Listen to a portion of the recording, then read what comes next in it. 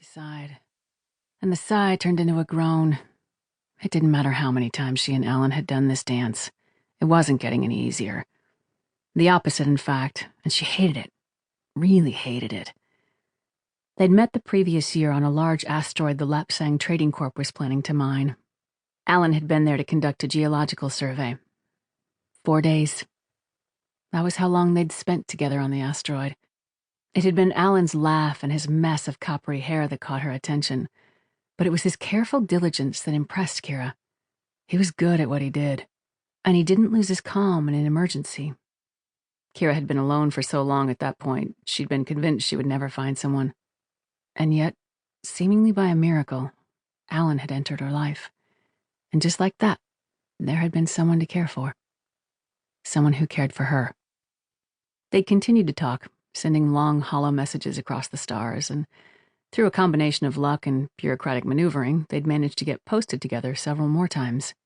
It wasn't enough, for either of them. 2 weeks ago, they'd applied to corporate for permission to be assigned to the same missions as a couple, but there was no guarantee their request would be approved. The Lapsang Corp was expanding in too many areas, with too many projects. Personnel were spread thin. If the request was denied, the only way they'd be able to live together long-term would be to change jobs, find ones that didn't require so much travel. Kira was willing. She'd even checked listings on the net the previous week, but she didn't feel as if she could ask Alan to give up his career with the company for her. Not yet. In the meantime, all they could do was wait for the verdict from corporate. With how long it took for messages to get back to Alpha Centauri and the slowness of the HR department, the soonest they could expect an answer was the end of next month.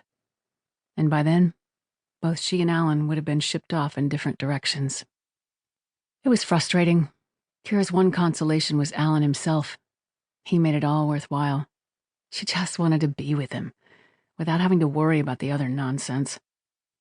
She remembered the first time he'd wrapped his arms around her and how wonderful it felt. How warm and safe. And she thought of the letter he'd written her after their first meeting. Of all the vulnerable, heartfelt things he'd said.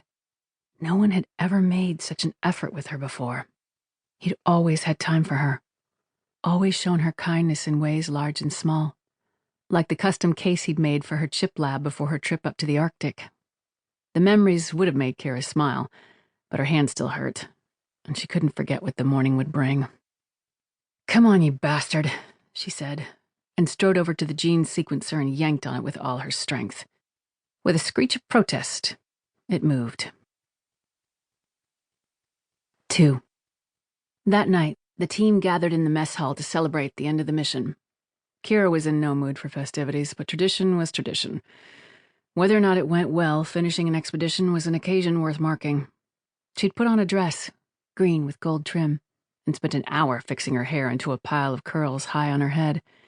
It wasn't much, but she knew Alan would appreciate the effort. He always did. She was right. The moment he saw her in the corridor outside her cabin, his face lit up, and he swept her into his arms. She buried her forehead into the front of his shirt and said, "You know, we don't have to go." "I know," he said, "but we should put in an appearance."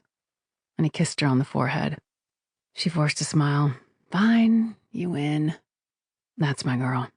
He smiled back and tucked a stray curl behind her left ear. Kira did the same with one of his locks.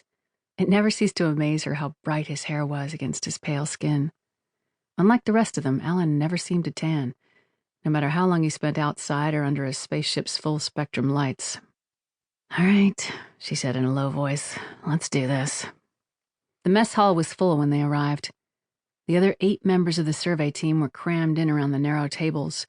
Some of Hugo's beloved scram rock was blasting over the speakers. Marie-Elise was handing out cups filled with punch from the large plastic bowl on the counter, and Jenin was dancing as if he'd had a liter of rotgut. Maybe he had. Kira tightened her arm around Alan's waist and did her best to put on a cheery expression. Now wasn't the time to dwell on depressing thoughts. It wasn't. But she couldn't help it. Seppo headed straight for them. The botanist had pulled back his hair into a top knot for the night's event, which only accentuated the angles of his thin-boned face. 4 hours, he said, coming close. The drink slopped out of his cup as he gestured. 4 hours! That's how long it took me to dig my crawler free. "Sorry, Seppo," said Alan, sounding amused. "I told you we couldn't get to you before."